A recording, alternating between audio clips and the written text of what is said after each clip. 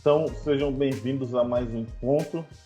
No encontro de hoje, nós vamos falar sobre a Lei 10.639 de 2003, que instaura o ensino da história e cultura afro-brasileira e africana, e sobre a Lei 11.645 de 2008, que inclui no currículo oficial da rede de ensino a obrigatoriedade da temática História e Cultura Afro-Brasileira e Indígena.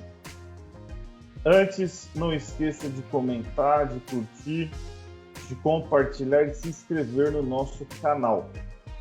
Então, hoje nós temos a participação de dois professores.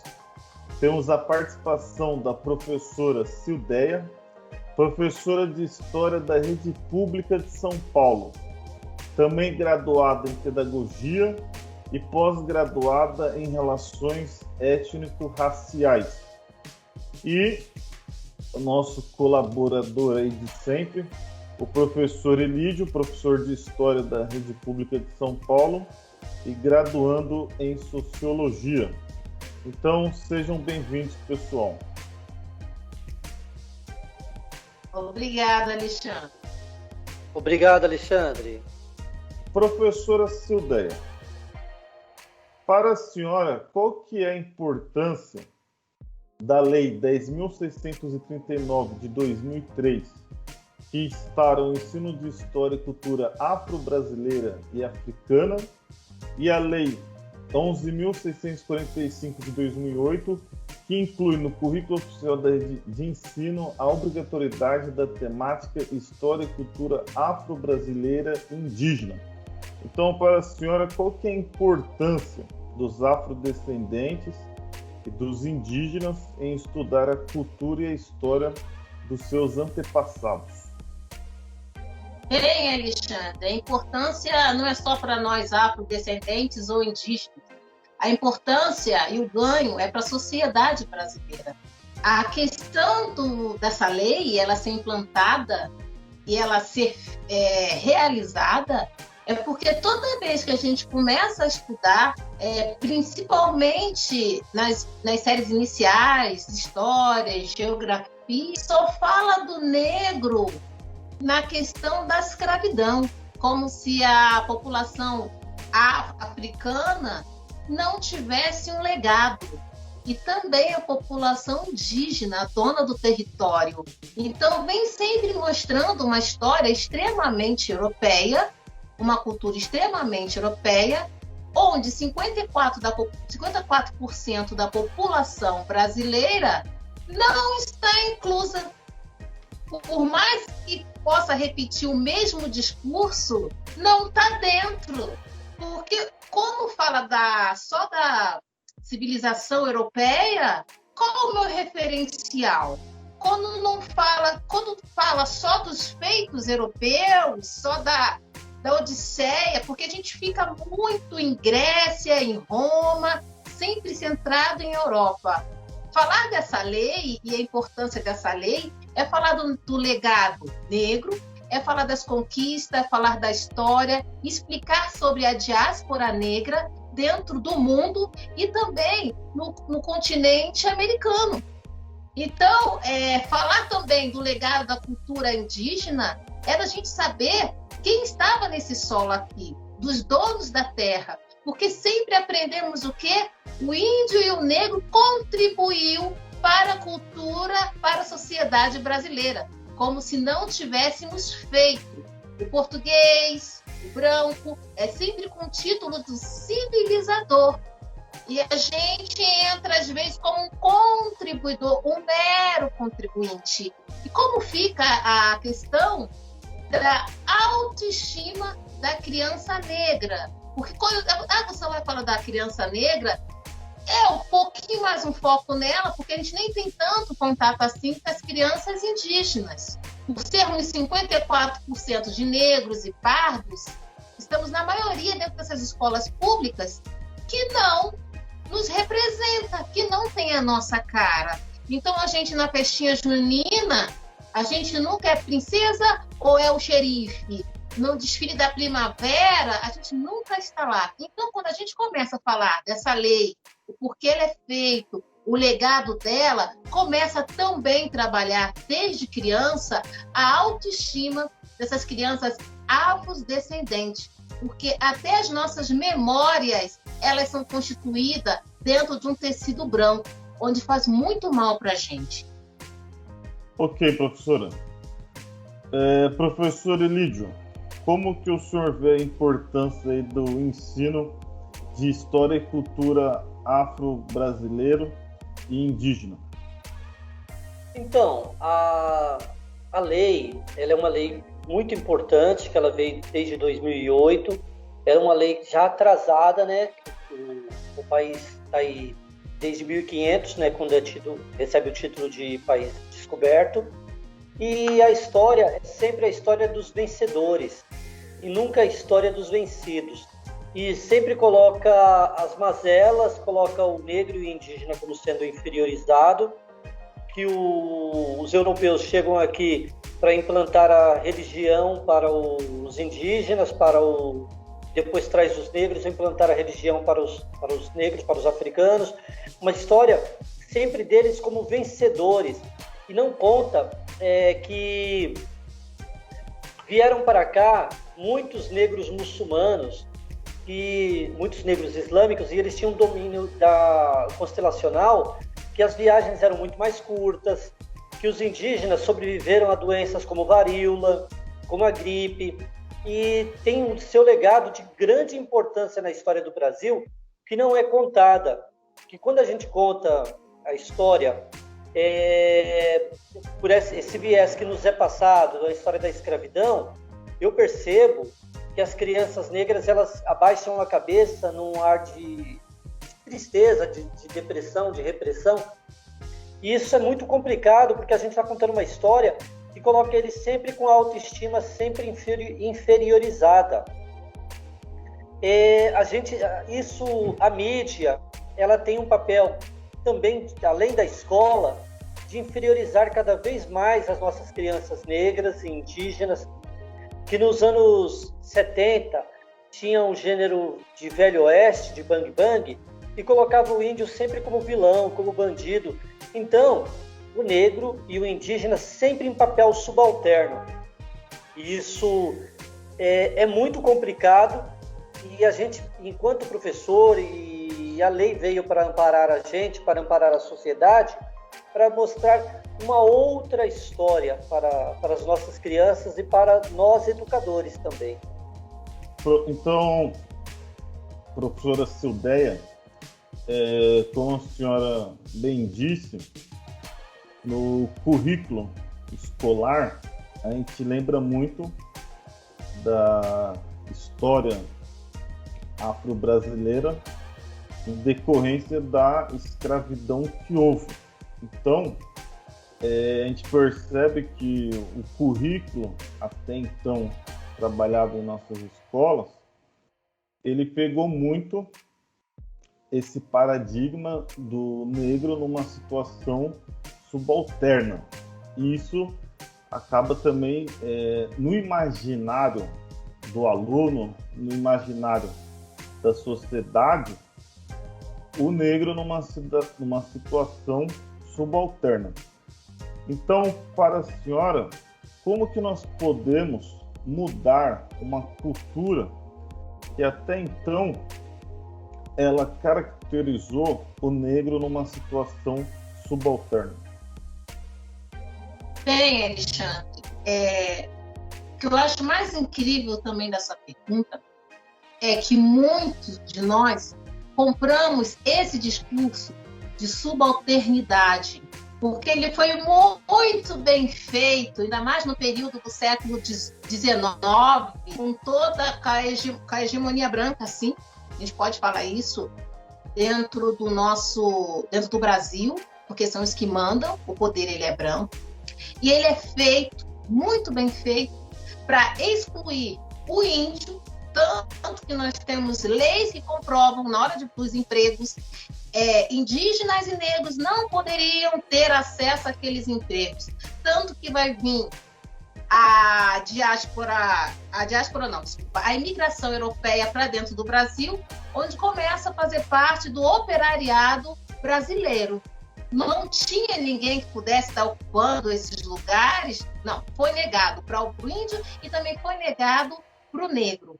Então, os lugares bem mais abaixo, o que sobrava da sobra, vai ficar com o negro.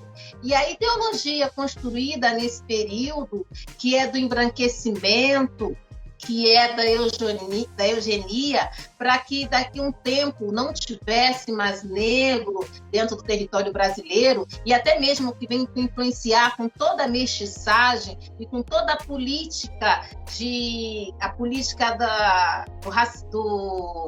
que todo mundo se dá muito bem, que aqui, democracia racial que ela existe, coloca o negro numa situação mais inferiorizada ainda, porque a gente bem sabe que mestiçagem é muito bem vista no nosso Brasil quando ela sai clara. Quando ela sai mais escura, a criança, olha só, já não é tão bem visto. Quando nós olhamos para a nossa mídia, nós vemos o quê? A branquitude lá, os melhores papéis. Como é que é o negro no cinema? Quais são as propagandas e como o negro está inserido? A gente pode falar que isso está mudando, mas em passinhos de formiga, porque o período que nós já estamos e ainda esse assunto não ser superado, e eu acredito que ele está longe de ser superado, é porque existem ideologias bem fortes feitas já no século XIX, que impera até hoje. Então, é um motivo da gente também criar outras ideologias para estar combatendo essa, assim diz o Munanga. E também está mostrando a história do povo indígena, a história do povo negro, porque a história que nos é contada é do olhar do europeu, e não do olhar do negro como para o negro.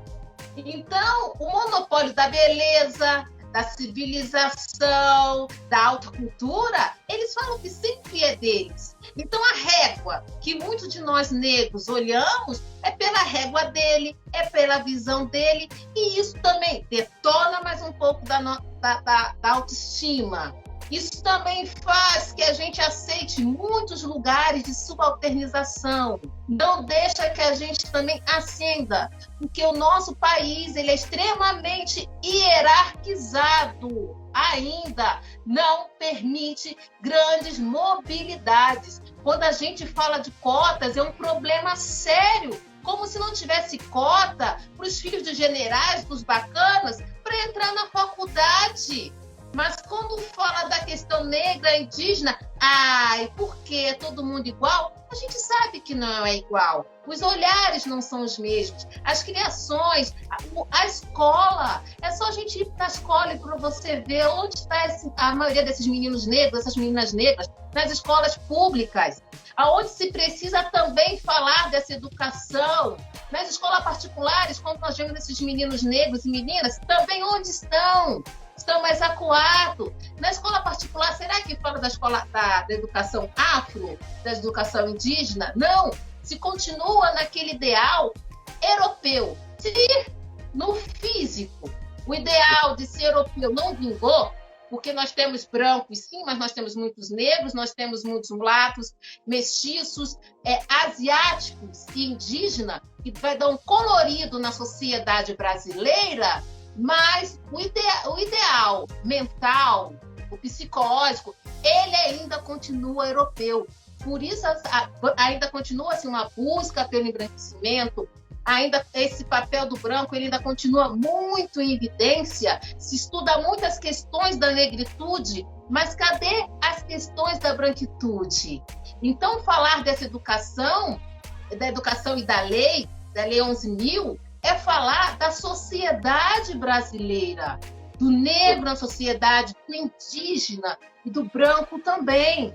Mas sempre sociedade brasileira, quando a gente vê a gente sendo representado lá fora, a grande maioria são os brancos representando. Parece que a gente tem uma Europa dentro do Brasil. Então eu vejo essa importância dessa lei para valorizar o negro, colocar ele no lugar dele, porque sem o negro não tem América, não tem o Brasil. A escravidão foi uma empresa que detonou o continente africano. Sem sangue negro dentro desse continente e dentro do Brasil, o Brasil não teria essa construção. Sem menosprezar também, infelizmente, a escravidão indígena.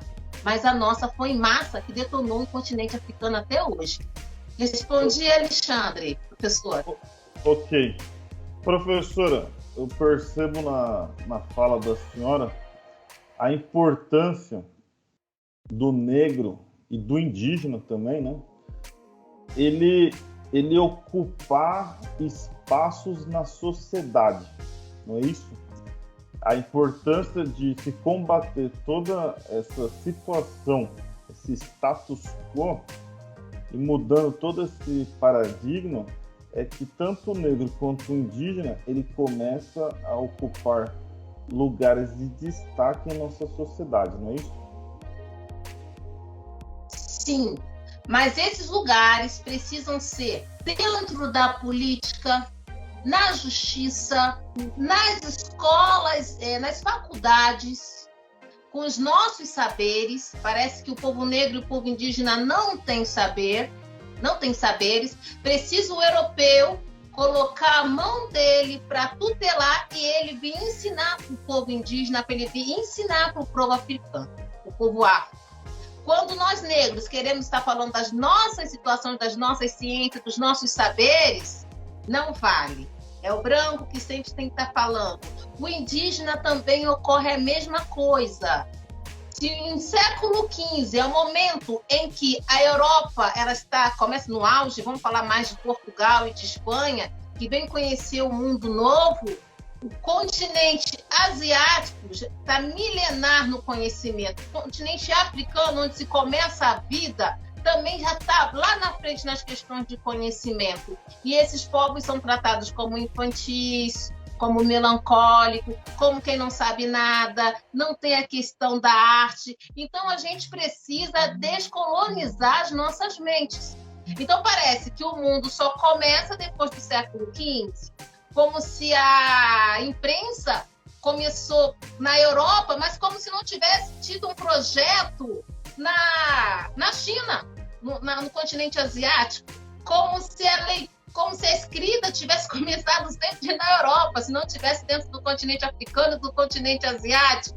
A medicina, a matemática, até mesmo você que é da área de filosofia, a gente pode ver que algum desses filósofos, se eu não me engano, se me corrige, Sócrates ou Platão, entre outros, vão estudar no Egito, vão estudar no continente africano, vão estudar dentro do continente asiático, e chega na hora quem leva a boa é a filosofia europeia, que diz que nós inventamos a filosofia, nós inventamos um jeito de pensar e complexo, nós inventamos a medicina, a arte.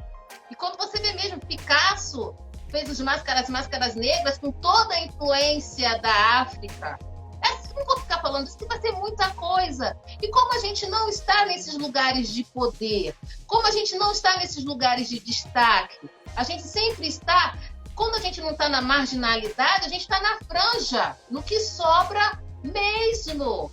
Os nossos saberes sempre têm que ser tutelado pelo outro, a nossa beleza tem que ser tutelado pela outra. O indígena e o negro não é belo, é exótico. Eu não consigo entender isso. Então, o branco que vem de outro lugar, ele sempre vai ser belo. O outro sempre vai ser exótico, vai ser estranho, a planta é animal. Então, a gente começa a perceber a questão do racismo estrutural que não deixa que nem outro ocupa esses lugares, porque quando eles estão, causam estranheza. Há quem diga que fala, olha o Joaquim Barbosa. Eu tenho um pai de 91 anos, que nunca viu um outro negro sem ser o Joaquim Barbosa ocupando aquele lugar. Ele já tinha uns 40. Foi a primeira vez que eu vi. Será que a minha geração, a geração que vai vir, vai ver? Olha só o distanciamento, porque esses lugares de poder já está tutelado, não é para o negro, não é para o indígena. Então, a gente, quando entra, é para fazer exceção, não é normal. Então, você vê ainda que a justiça, ela leva em conta a questão da cor, sim, como tem vários casos que falam, Cicrano não parecia ser bandido porque era branco. Cicrano é bandido, sim. Olha a cor dele. Por quê? Quem está fazendo essas leis? Quem faz o pensamento na educação? Quem foi a criança negra que nunca teve um problema dentro da escola na questão de racismo, sendo a escola um lugar de aquisição de conhecimento? Raras são. Então, a gente precisa mudar esse cenário e falar que no Brasil não tem democracia racial. Tudo bem, professor? Por isso a importância dessa lei. Certo, professora. Penso que a senhora conseguiu levantar aí várias questões, né, para que o nosso telespectador reflita por si só e também tire suas conclusões. Então, eu agradeço a participação da senhora. Quem sabe aí um outro debate, um outro encontro. E eu quero deixar as últimas palavras aí para uma conclusão, uma reflexão final para o professor Elídio aí, que ele contribui de forma sintetizada aí o seu olhar histórico e sociológico aí dessa questão étnico-racial na nossa sociedade. Então, a gente, que nem a professora Silvéia falou, uma mulher de 40 anos, eu também um homem de 40 anos, a nossa geração, quando nós éramos crianças, na televisão a gente tinha 4 mulheres brancas apresentando. A Xuxa, a Angélica, a Mara e a Eliana. A Mara, que não deixa também de ser lida como branca. E a gente via nos telejornais sempre brancos apresentando, e o branco sempre num caráter de superioridade. Então a gente vem crescendo com essa questão racista na televisão, mostrando que o Brasil é um país com 54% de negros, mas é um país que não tem negros. É muito interessante isso, porque a televisão mostra no mundo um país que não tem os negros nos locais de destaque. E a criança negra, o adolescente negro, percebe isso de maneira tão clara que ele fica com a autoestima baixa, que ele não quer alcançar alguns lugares, porque já é dado para ele que esses lugares não são deles. E a lei mostra que tem que ser discutida uma outra história, uma outra sociologia, onde, por exemplo, o primeiro médico brasileiro, o Juliano Moreira, é negro. O primeiro advogado negro é o Luiz Gama e é negro. Os primeiros engenheiros do Brasil, os irmãos Rebouças, eram negros. A gente tem o maior escritor do planeta, o Machado de Assis, é negro. A medicina indígena, o Amazonas, ele é tão cobrado pela indústria farmacêutica, é tão requisitado, porque os indígenas sobreviveram à gripe, sobreviveram à varíola. Eles têm a importância deles, da ciência indígena, da medicina indígena, tão forte, que a gente precisa de ser estudado isso. Como é que eles conseguiram sobreviver a doenças tão graves? Porque eles têm o conhecimento dele. Precisa mostrar isso para as nossas crianças. Uma outra história, uma outra sociologia, para que todos tenham essa autoestima elevada e possam alcançar os seus locais de direito. E as cotas, tocando nesse assunto, é necessário para que as crianças e os adolescentes se sintam representados e que daqui 20 anos a gente não encontre somente um Joaquim Barbosa, a gente encontre 54% dos cargos de juízes sejam ocupados por negros e indígenas. Ok, professores, agradeço a participação dos senhores. Quem sabe no próximo encontro e até a próxima. Obrigado. Obrigado. Tchau, Luciano. Foi um prazer esse bate-papo com você. Obrigado.